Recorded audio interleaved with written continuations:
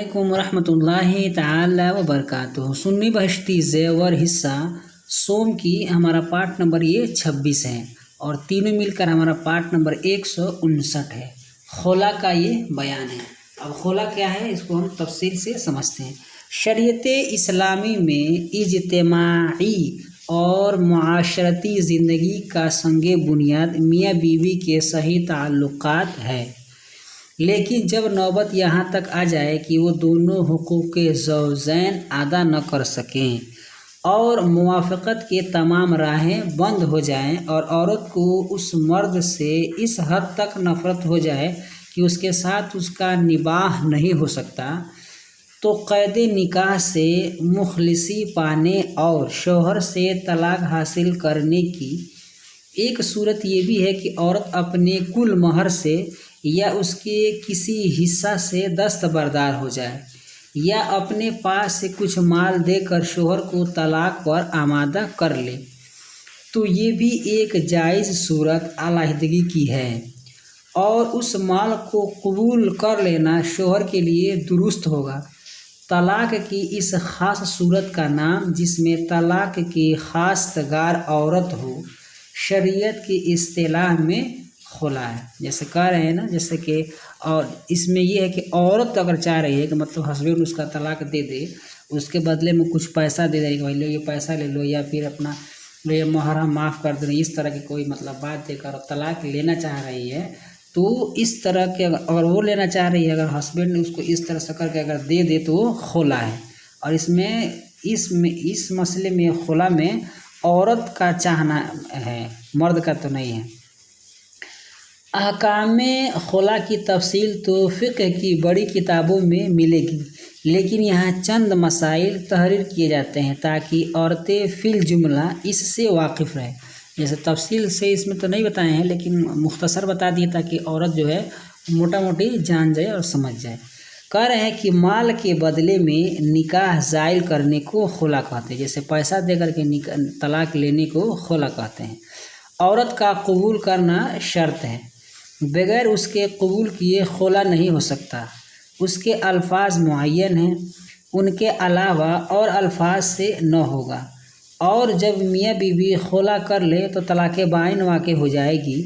دونوں کے مابین نکاح ٹوٹ جائے گا، اور جو مال ٹھہرا ہے عورت پر اس کا دینا لازم ہوگا۔ جیسے کہ مان لیجیے کہہ دیا کہ مطلب ہم تم کو 20,000 دیں گے، تم ہم کو طلاق دے دو،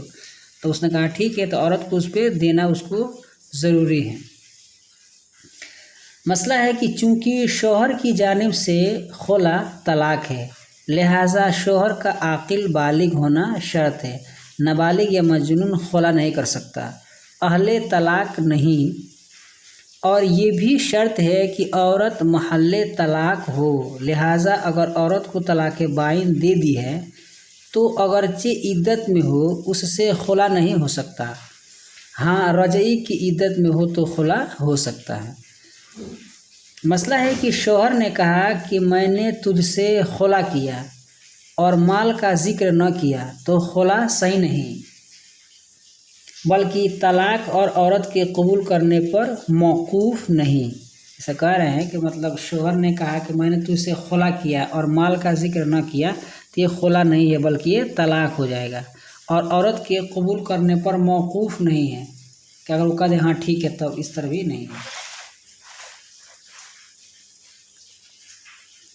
مسئلہ ہے کہ باپ نے لڑکی کا اس کے شوہر سے خلا کرایا، اگر لڑکی بالغہ ہے اور باپ بدلے خلا کا ضامن ہو تو خلا صحیح ہے، جیسا اگر وہ بالغ ہو تب کی بات ہے، اور اگر نابالغ لڑکی اس لڑکی کے مال پر خلا کر دیا تو صحیح یہ ہے کہ طلاق ہو جائے گی، مگر نہ تو مہر ساقط ہوگا نہ لڑکی پر مال واجب ہوگا، اور نابالغہ کی ماں نے اپنے مال سے خلا کرایا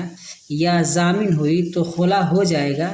اور لڑکی کے مال سے کرایا تو طلاق نہ ہوگی۔ جیسے مسئلہ ہے کہ عورت سے کہا میں نے تجھ سے خلا کیا، عورت نے کہا ہاں میں نے قبول کیا، تو اگر وہ لفظ شوہر نے بنیت طلاق کہا تھا تو طلاق بائن واقع ہو گئی اور مہر ساقط نہ ہوگا، بلکہ اگر عورت نے قبول نہ کیا جب بھی یہی حکم ہے،